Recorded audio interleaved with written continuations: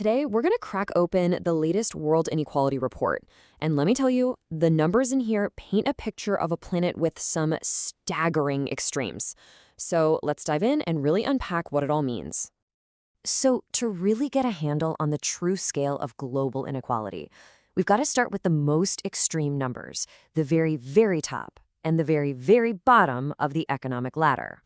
248 million euros. Just let that sink in for a second.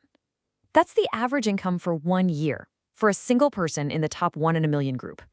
We're talking over 20 million euros a month. Now, let's flip to the other side of the coin. 5,100 euros.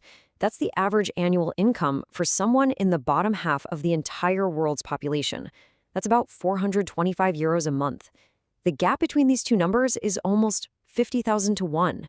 It's just mind-boggling. So you gotta ask, right, how on earth did the gap get this wide? It is a huge question. And to even begin to answer it, we need to understand who these people are, where they live, and how do economists even compare incomes across totally different countries in the first place?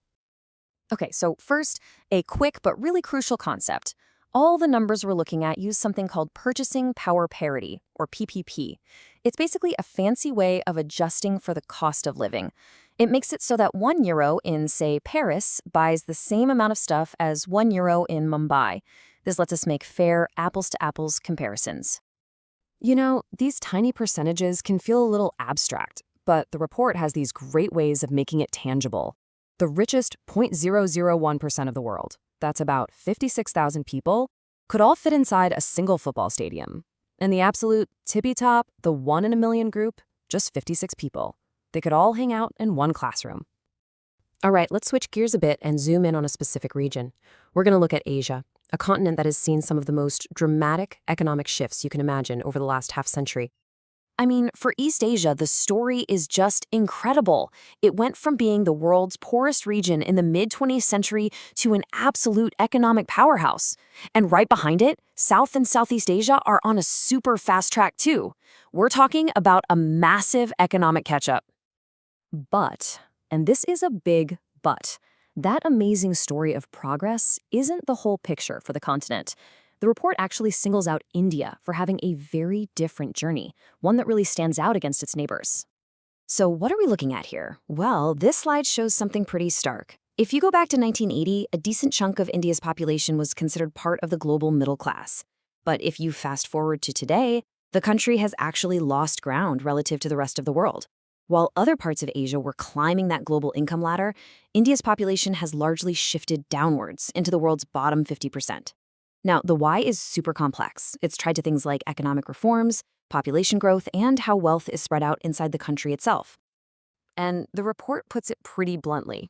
Now, this doesn't mean people in India saw zero income growth.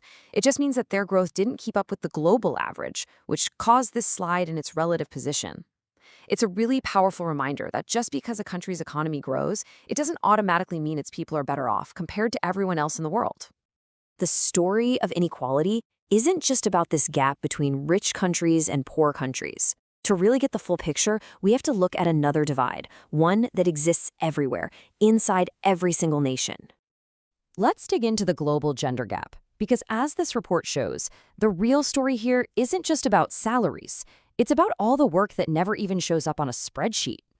So let's start with the official numbers. Around the world, for every dollar or euro earned from labor, women take home only 28 cents. That is a massive gap from the 50 cents we'd need for true equality. But even that number, as bad as it is hiding an even deeper problem. The key question is, what are we actually counting as work? This report really pushes us to include all the unpaid domestic labor that keeps everything running. You know, cooking, cleaning, caring for kids and elderly family members. And when you do that, wow, the picture just completely flips on its head. This table is astounding.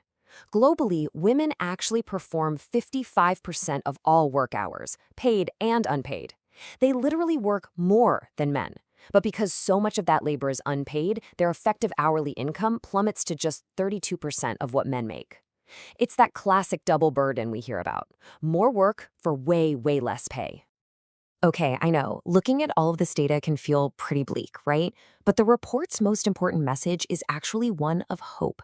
It argues that these massive inequalities we see today, they aren't inevitable. They are the result of choices, policy choices. And if they're the results of choices, it means we can make different ones. The report lays out a pretty clear roadmap of things that are proven to work: investing in public services like schools and healthcare, creating stronger safety nets, pushing for things like affordable childcare to help women, and making sure our tax systems are fair and progressive. Now, you might be thinking, yeah, right, getting countries to agree on anything is impossible. But the report highlights a fantastic example where it's actually happening, and it's having a huge impact: the fight against hiding money in offshore tax havens. Just look at this chart. For decades, the super rich were hiding trillions of dollars in offshore accounts, not paying taxes on it. But then, in 2016, countries started to automatically share bank information with each other. And the result? In less than 10 years, offshore tax evasion was cut by a factor of 3. It's proof that when there's a real political will, working together can make a massive difference. Which brings us right to the final, really powerful idea from this report. Inequality is not destiny, but choice.